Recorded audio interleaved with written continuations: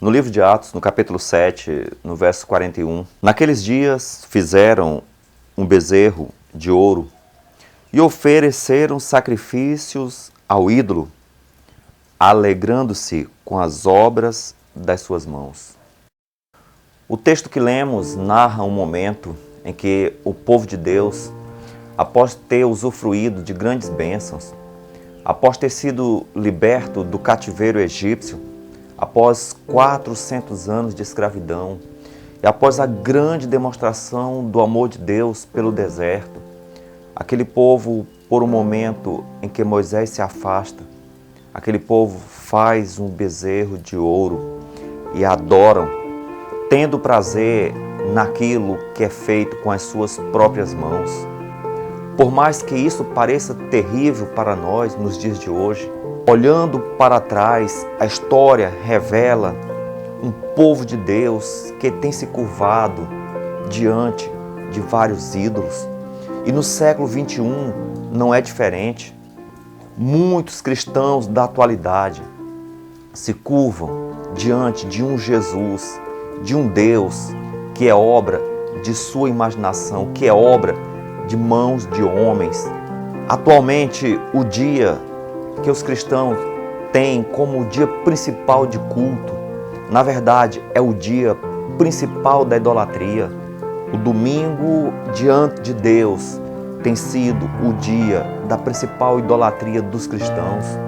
Na verdade, o domingo foi um dia separado pelo Império Romano ao deus Mitra, ao deus Sol.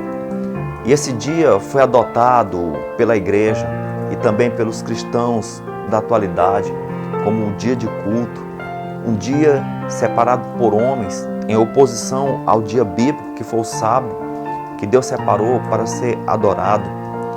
Não há problema algum em você cultuar a Deus em qualquer dia da semana, mas o dia que Deus separou na Bíblia, com exclusividade para que não façamos nada além de adorá-lo e fazer o bem aos que necessitam, foi o dia do sábado. A começar por isso, o Jesus pregado hoje é o Jesus da prosperidade. Jesus é visto como se fosse uma dessas máquinas caça-níquel. Você coloca uma moeda e se você ganha, você recebe várias outras moedas.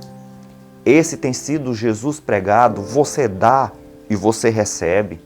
Na verdade, é o Jesus Papai Noel, é o Jesus que dá, é o Jesus doador de bens, é o Jesus conforme a cultura consumista, que é responsável unicamente para prover aquilo que o coração ganancioso, humano, moldado pelo modo de viver consumista, tem desejado. Muitos cristãos têm amado tanto esse mundo, tanto esse conforto moderno que ele proporciona, que o céu se tornou indesejável. E alguns que desejam para o céu, pelas riquezas que o céu apresenta, não há nenhum desejo de ir para estar com Cristo, mas o desejo é de usufruir das riquezas que o céu proporciona. Esse Jesus não é o Jesus da Bíblia, é um Jesus criado. Amigos, Jesus quer salvá-lo. O que Jesus tem transcende todo esse mundo e tudo o que ele oferece. Jesus tem a vida eterna, Jesus tem a salvação, mas estamos acomodados com o bezerro de ouro e imaginamos que seja Jesus, um Jesus hollywoodiano. Trata-se de um Jesus meigo, um Jesus que aceita os erros, um Jesus visto como aquele Jesus que não pune o pecado. Por outro lado, o outro Jesus que vemos é um Jesus apanhador, o Jesus de Mel Gibson, um Jesus unicamente sofredor. Por outro lado, tem o Jesus conservador, o Jesus que é anti-LGBT, um Jesus que quer que o bandido seja morto. Amigos, isso não é o Jesus verdadeiro. Jesus Cristo quer salvar o bandido. O homossexualismo não é o pecado maior aos olhos de Jesus. É um Jesus patriota. Qual lugar da Bíblia Jesus tem colunho com políticos para mudar o mundo? para mudar os costumes, para acabar com a promiscuidade? Qual o lugar da Bíblia? Jesus levantou político para cuidar da família. Meu amigo, quem cuida da sua família é você. Em lugar nenhum da Bíblia, Deus colocou o Estado para cuidar da tua família. Você é o responsável pela tua família. Políticos, a responsabilidade deles é com economia, é com saúde, é com projetos sociais, mas em relação à educação dos teus filhos, a preservação da tua família aos pés do Senhor é uma prerrogativa tua, não do Estado. Sempre que o Estado se uniu com a religião, houve aí uma desgraça, houve perseguição àqueles que permaneceram leais a Cristo.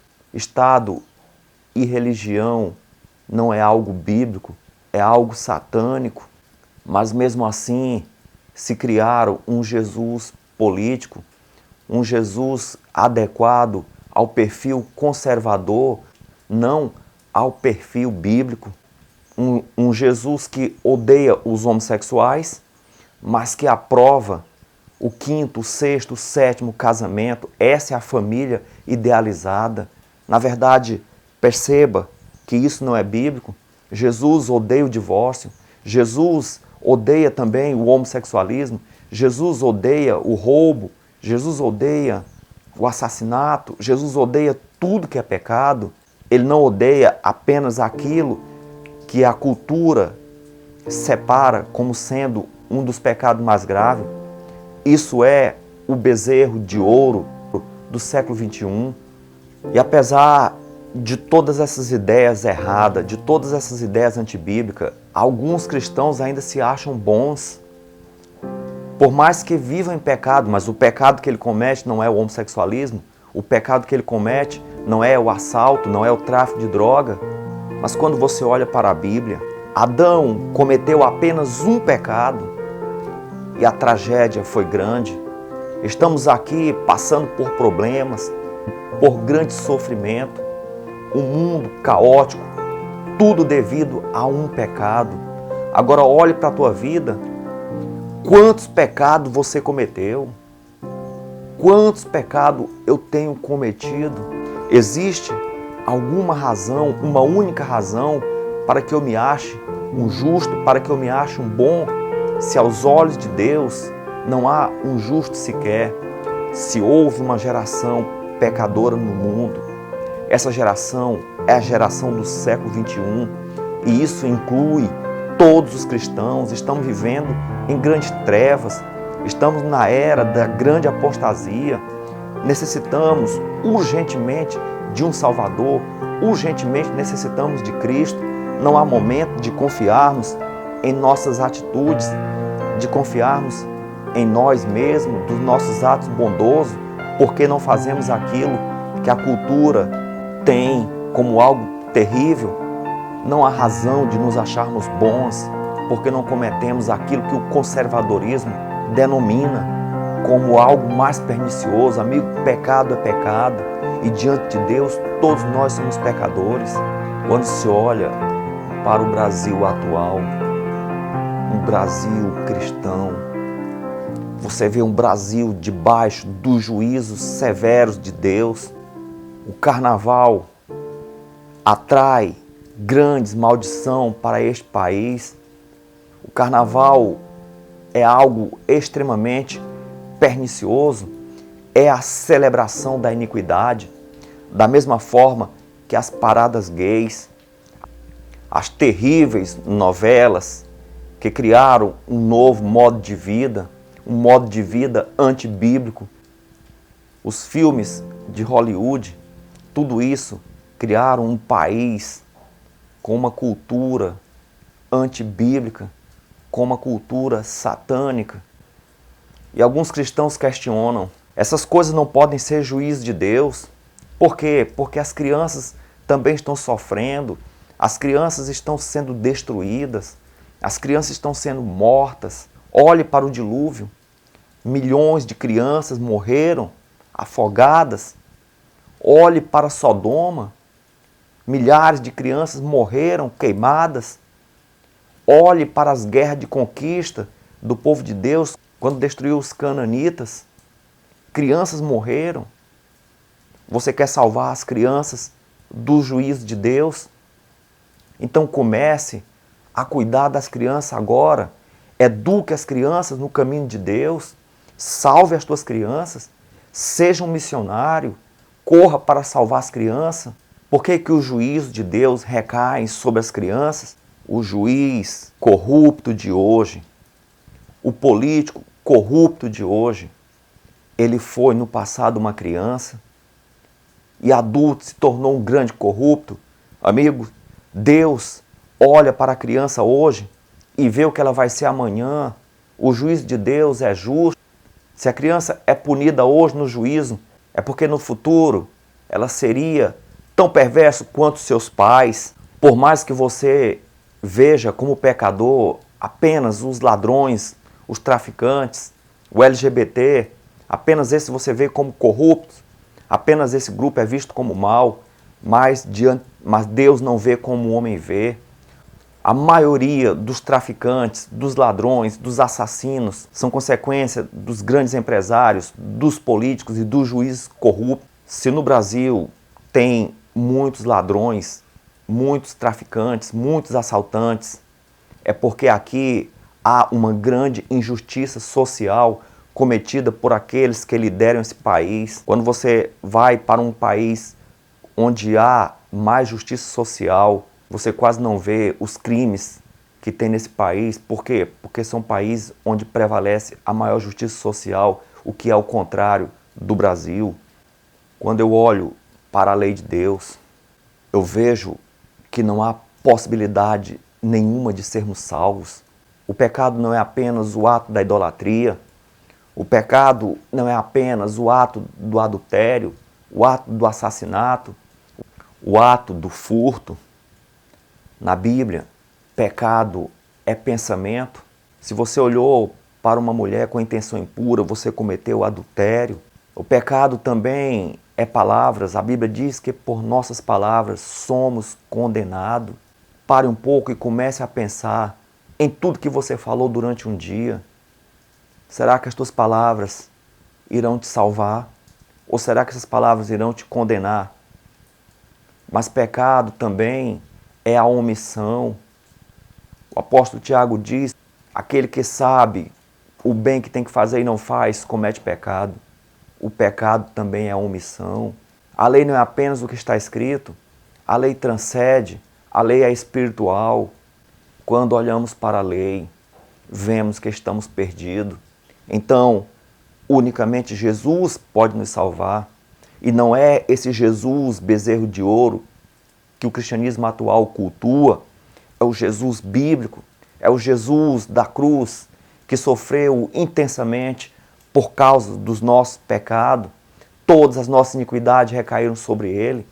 Veja quão maligno é o pecado que trouxe tanta dor e sofrimento para os céus. Existem bons médicos, médicos que diagnosticam o problema e leva à cura.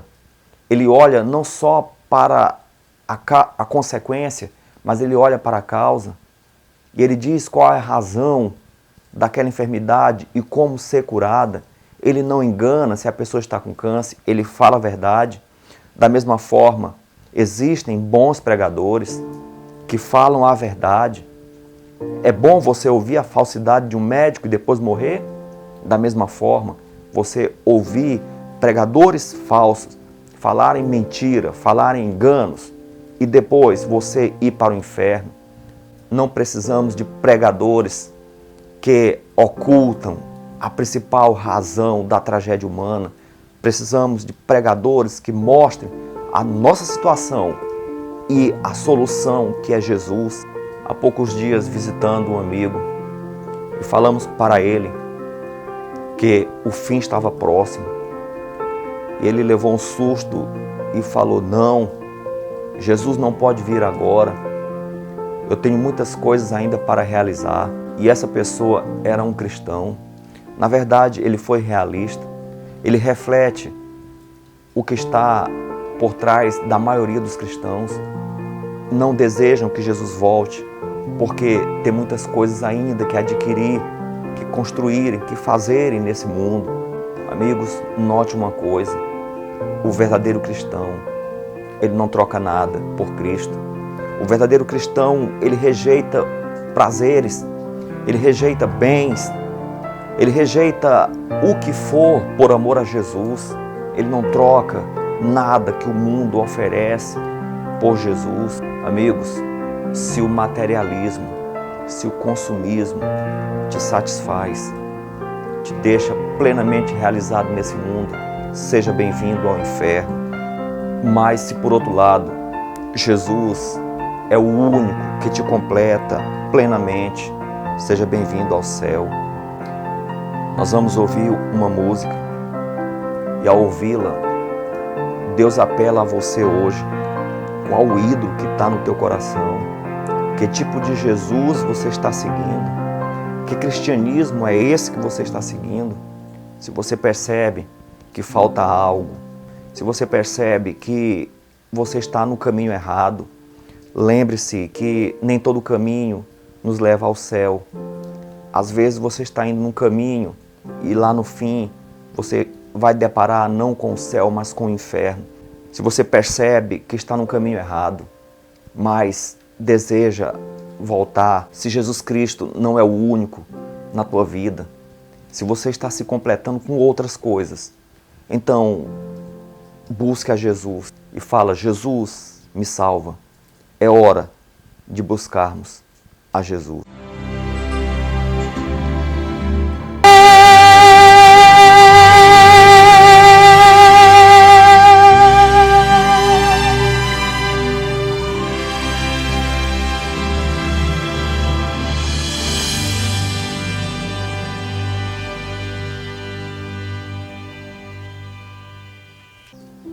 Oremos. Ó Senhor, meu Deus, para o verdadeiro cristão não há nada nesse mundo, Pai, que te substitua. Ó Senhor, Tu és tudo, meu Deus. Ó Senhor, Tu és tudo que precisamos. Meu Deus, agora olhe, Senhor, para nós. Certamente Tu tocou a nossa vida. Revela, Senhor, que tipo de cristianismo estamos vivendo. Se no final desse caminho está o inferno, ó meu Deus, muda a nossa vida. Senhor, que o mais desejável no nosso coração não seja o que esse mundo oferece. Meu Deus, o mais desejável do nosso coração seja Cristo. Elimina, Senhor, das nossas vidas o bezerro de ouro do século XXI. Em nome de Jesus. Amém.